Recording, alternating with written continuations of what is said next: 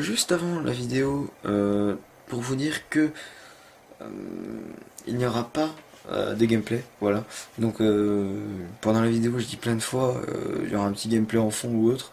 Finalement, ce sera juste une vidéo où on verra moi en caméra, voilà. De toute façon, c'est un débrief, donc voilà. Le gameplay, c'était juste du fond. En plus, là, j'ai enregistré le gameplay.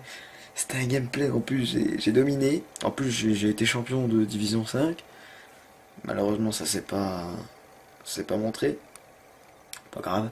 Tout simplement, en fait, je retrouve plus ma clé USB. Et vu que mon PC, j'ai pas pris mon PC, j'ai enregistré directement avec la PS4. Du coup, il me fallait la clé USB pour, comment dire, pour copier pour copier les gameplays et mettre sur l'ordi. Du coup, je trouve pas la clé USB. Bon, tant pis, hein, parce que si je me mets à la chercher, je vais pas la trouver. Donc, je vais pas attendre demain pour vous mettre la vidéo. Hein. Je vais la mettre ce soir. Donc, il y aura pas de gameplay, ce sera juste une vidéo à la caméra. Voilà. J'espère en tout cas que ça va vous plaire. C'était Mathéo. À tout de suite, les gars. Et bien, salut tout le monde. C'est Mathéo. J'espère que vous allez bien aujourd'hui, les gars. On se retrouve pour une vidéo. Voilà. Je suis en facecam. Vous avez un petit gameplay derrière. Je sais pas pourquoi je vous montre quelque chose. Vous avez un petit gameplay derrière. Donc voilà. Donc, oui, alors je suis en casquette. Je sais tout simplement pour ça. Ouais, ma coupe est pas très fameuse. Je vais quand même garder. Non, je vais quand même garder la casquette. Je vais quand même garder la casquette. Donc voilà, donc une petite vidéo pour vous. En fait, un débrief de ces huitièmes de finale qui ont eu lieu, les huitièmes de finale de l'Euro 2016.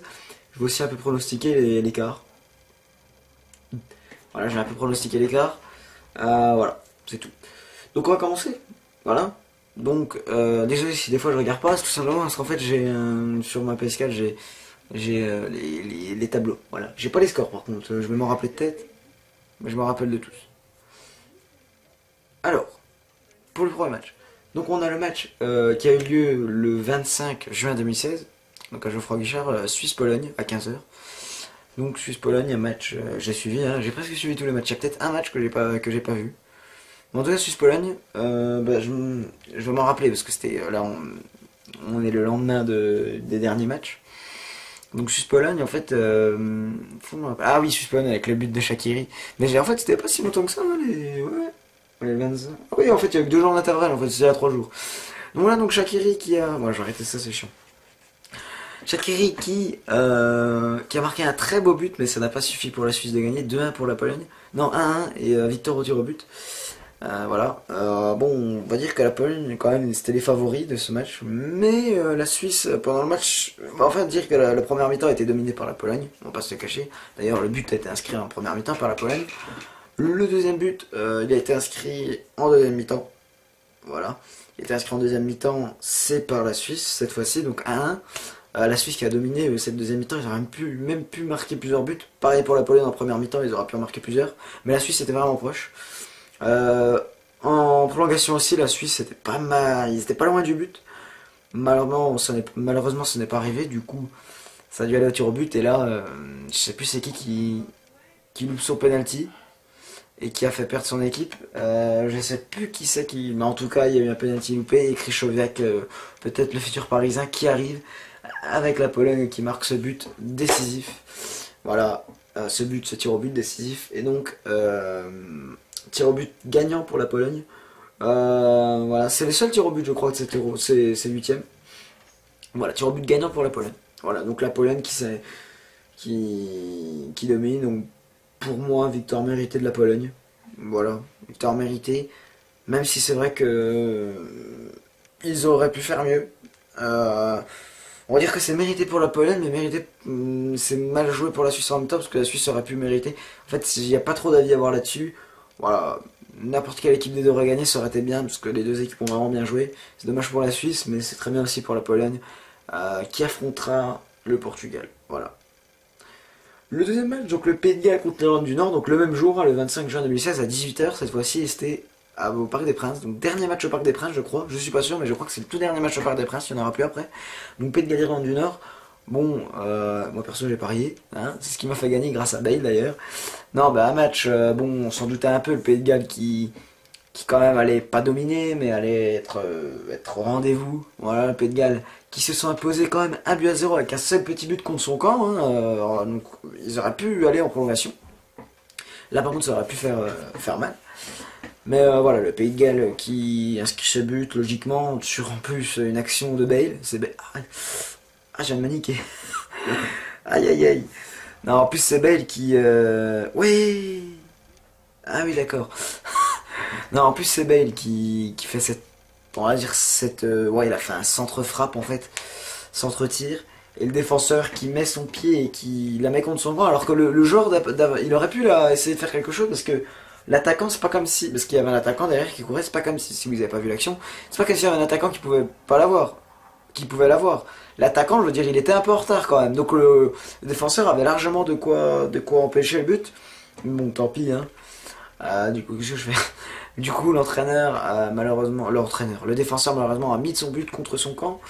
Voilà, une victoire quand même méritée pour les Pays de Galles. Hein, parce que, voilà, moi perso, je voyais Pays de Galles. Hein. Victoire méritée pour le Pays de Galles. Face à l'Irlande du Nord qui n'a pas démérité. Hein, malheureusement, il n'y a plus d'Irlande. Hein, voilà, c'est deux équipes avec très grande ambiance. Voilà, l'Irlande de très grosse ambiance. Malheureusement, il n'y a plus d'équipe d'Irlande, mais on en repassera plus tard à l'Air, à l'Irlande, République d'Irlande. Donc voilà, donc l'Irlande du Nord éliminée. Will Griggs n'a même pas fait un seul match, n'a même pas joué une seule minute dans cet euro. Voilà, l'Irlande du Nord éliminée, mérité pour les Pays de Galles et j'espère qu'ils vont aller loin parce que c'est une équipe que je suis de très près, que j'aime beaucoup. Voilà. Puis Red Bale il est exceptionnel sur cet euro, il est exceptionnel. Ils m'ont vraiment. C'est dans la continuité de son année de toute façon. Voilà. Troisième match le même jour, donc le 25 juin, Croatie-Portugal à 21h au stade Bollaert. Je sais pas c'est quel stade, je crois que c'est Lens. Ouais. Match, en fait c'était un match, on attendait un des plus gros matchs de cet euro. Finalement on a eu 0 tir cadré, on a dû attendre la toute dernière action. Voilà, 118e minute pour voir un but. Et encore c'était les seuls tirs cadrés. C'était les seuls tirs cadrés. Avant il y a eu un poteau, mais je crois pas que ça compte comme un tir cadré, un poteau. Mais en tout cas, de toute façon, le poteau et le but sont suivis en une minute. La Croatie qui met un poteau, contre-attaque du Portugal. À la fin, Nani fait un pauvre pointu. Mais il a de la chance. Ça va vers son coéquipier, donc qui était Ronaldo. Ronaldo, bon, il y avait Quaresma dans l'axe, il a voulu ce jeu perso, il a tiré. Heureusement, le gardien la repousse sur Quaresma et Quaresma met le but. Donc on va dire ce but quand même assez chanceux pour les Portugais. Hein, parce que Croatie qui met à poteau une contre-attaque. Bon, contre-attaque menée par Renato Sanchez, hein, le jeune qui a 19 ans, je crois, vraiment lui, il joue vraiment très bien. Mais par contre, après, Nani, le pointu qu'il a voulu mettre, il est parti en extérieur sur Ronaldo et Ronaldo a voulu juste jouer perso. Heureusement que ça revient sur les gardiens, parce que là, il y a deux erreurs qui ont failli payer pour le Portugal et aller au tir au but.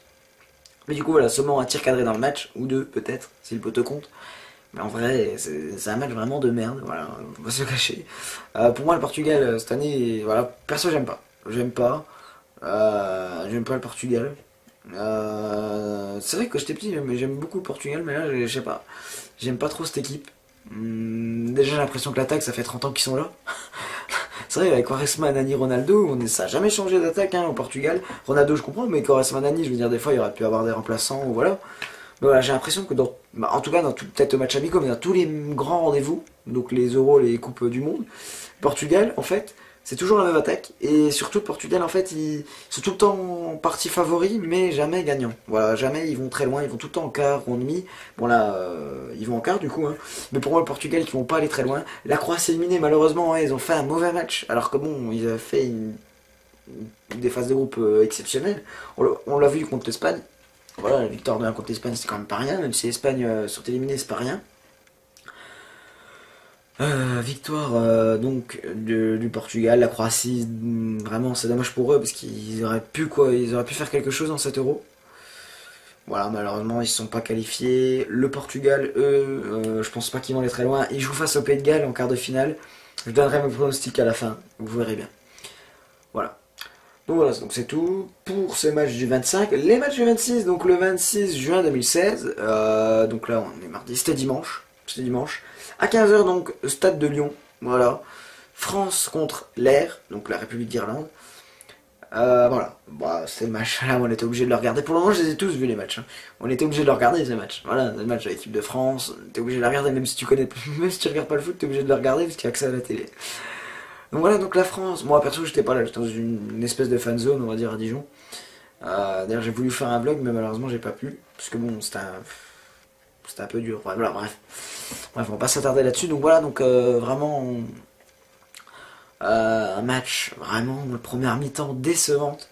Voilà, au début c'est vrai qu'il y a quand même un penalty à la première minute, ça fait mal à l'équipe de France. Je pense qu'à la mi-temps il y a eu des choses qui se sont dites et on a vu que Didier Deschamps a mis de l'impact à la mi-temps.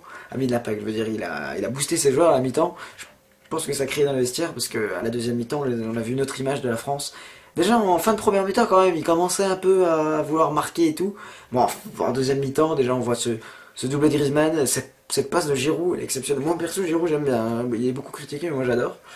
Giroud cette passe de la tête là en pivot, il faut le faire quand même.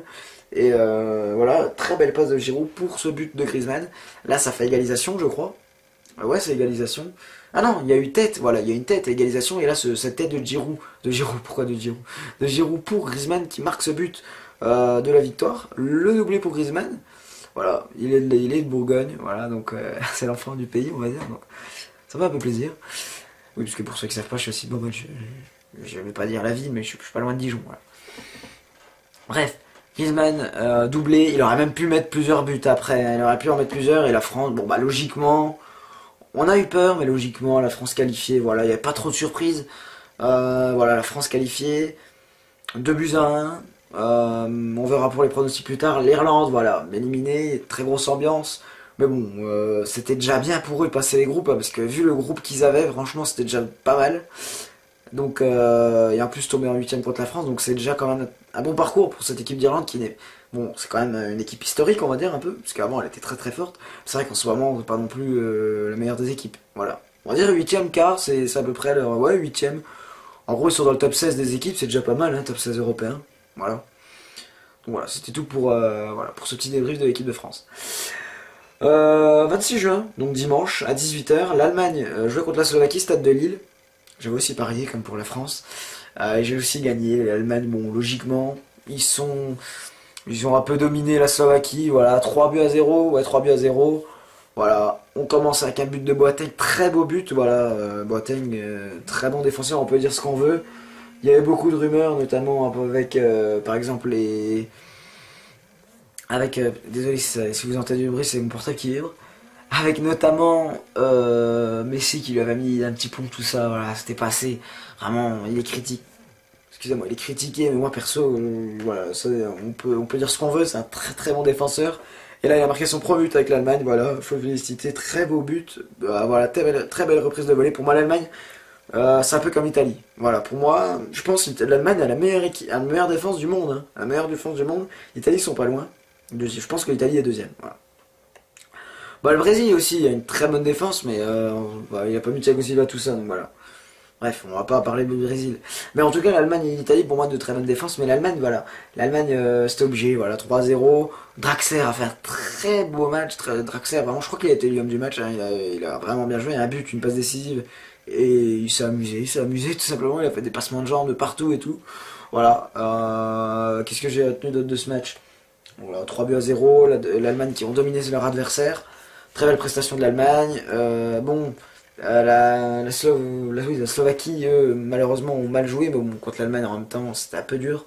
Mais ils auraient pu faire mieux quand même. On a vu quand même des beaux matchs contre la Russie, contre l'Angleterre, tout ça. Donc ils auraient pu faire mieux, pour moi, ils auraient pu faire mieux. Voilà. C'est mérité pour l'Allemagne. Voilà, la Slovaquie, belle équipe, mais bon, ils n'allaient pas non plus aller très loin. Voilà, donc c'est tout pour ce match. On va passer maintenant à Hongrie-Belgique, au Stadium de Toulouse. Dimanche aussi à 21h cette fois-ci. Voilà, bon j'ai loupé 20 minutes mais j'ai vu tous les buts. Donc 4-0 la Belgique qui ont dominé leur adversaire. Voilà, j'ai rien d'autre à dire, juste que Hazard a été exceptionnel sur ce match. J'ai pas grand chose à dire, hein, mis à part que la Belgique ont écrasé leur adversaire. Très belle prestation de la Belgique, pour moi une équipe qui va aller très loin. La Hongrie, eux, c'est déjà quand même eux aussi une très bonne performance d'aller en huitième. Donc on va pas trop en demander non plus, hein. Déjà dans le top 16 d'Européens, c'est déjà très bien. Donc voilà, très belle prestation de la Hongrie jusqu'à là, mais là sur ce match-là, vraiment la Hongrie a été dominée, ils ont rien pu faire avec leur gardien, son jogging Primark. Non mais ils ont rien pu faire. D'ailleurs le gardien qui bien joué à lui parce qu'il est vieux je crois, il a 40 ans, un truc comme ça. Vraiment, être gardien à 40 ans, Buffon s'en rapproche, mais gardien à 40 ans, faut le faire. En plus, je veux dire, il a pas démérité quand même, hein, il a fait des bons arrêts pendant cet Euro. Hein, il a quand même qualifié son équipe. Bah, il a qualifié, c'est pas lui, mais son équipe a été qualifiée pour le 8ème, alors que personne les attendait. Donc c'est déjà pas mal. Donc voilà, Belgique qui ont dominé leur adversaire, et la Belgique, on verra sur les pronostics, mais pour moi, ils vont aller très loin. Voilà, donc là on passe au match d'hier, donc lundi. Lundi le 27, hein, donc à 18h, Italie-Espagne au Stade de France, voilà l'affiche de ces huitièmes. Hein. Italie-Espagne, moi perso, voilà, beaucoup pensé à l'Espagne. Moi perso, j'hésitais. Moi, je l'ai parié au début, d'ailleurs, l'Italie. Parce que moi, je suis d'origine italienne, je vous le dis, donc voilà, donc je suis un peu pour l'Italie. Un peu, parce que je suis quand même pour l'équipe de France. Hein. Mais voilà, pour moi, l'Italie. C'était pas sûr qu'il gagne ce match, mais il pouvait pour moi. Hein. C'était, de toute façon, en gros, pour moi, c'était obligé. L'Espagne n'aurait pas pu gagner dans les 90 premières minutes. Pour moi, si ça aurait été aux prolongations, tout ça, l'Espagne aurait pu gagner. Mais si ça aurait été dans les 90 premières minutes que ça aurait été fini, c'est l'Italie pour moi qui gagnait. Et voilà, l'Italie 2-0. Voilà, l'Espagne, malheureusement, l'Espagne, c'est vrai que ils essayent, mais l'Espagne, en fait, l'Espagne, ils jouent vraiment très très bien. C'est des leçons de football qu'ils donnent carrément. Mais en attaque, malheureusement, c'est pas. Je sais pas, je les trouve pas énormes en attaque. Ils arrivent pas à trouver la passe qu'il faut, voilà, pour éliminer les adversaires.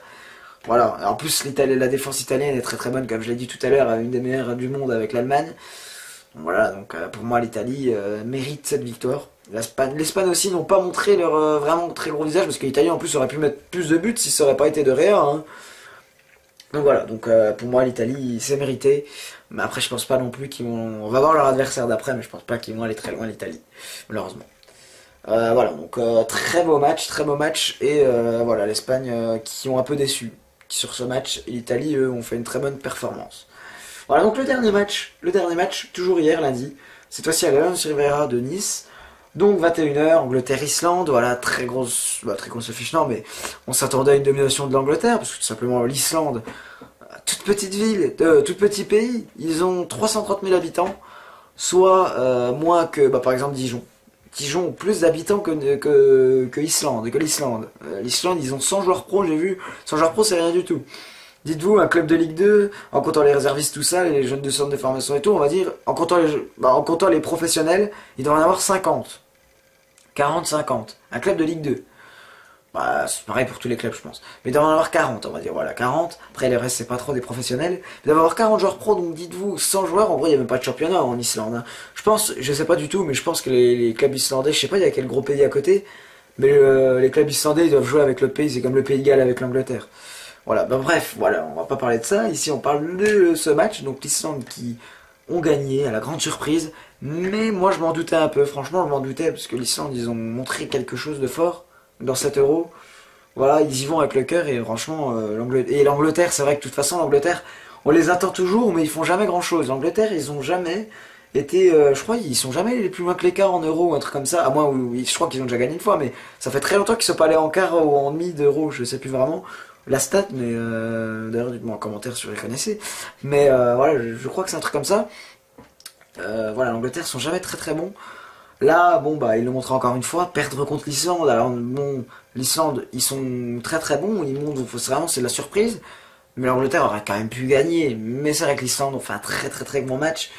Voilà, d'ailleurs leur adversaire la France. Je parlerai de mon pronostic après. Mais voilà, Islande dans le top 8 de 7 euros, c'est quand même déjà. Déjà moi je suis islandais. C'est bon, hein.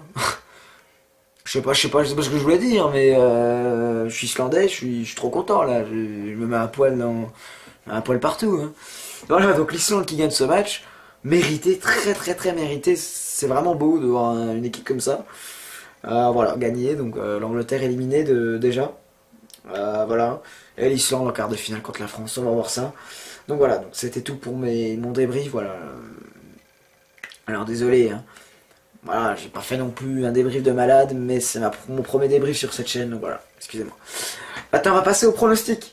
Voilà, donc les quarts de finale de cet Euro 2016. Donc, on a ce premier quart de finale, donc le 30 juin, donc c'est jeudi à 21h. Donc la Pologne qui affronte le Portugal. au stade Vélodrome, donc à Marseille. Pour moi, ça va être un match assez serré. Deux équipes qui ont déçu sur leur premier match. Le Portugal, bon, on les attendait quand même un peu mieux, hein, même s'ils ont gagné. La Pologne, pareil, ils ont quand même fait un très bon match, mais contre la Suisse, ils ont un peu déçu. On les attendait mieux.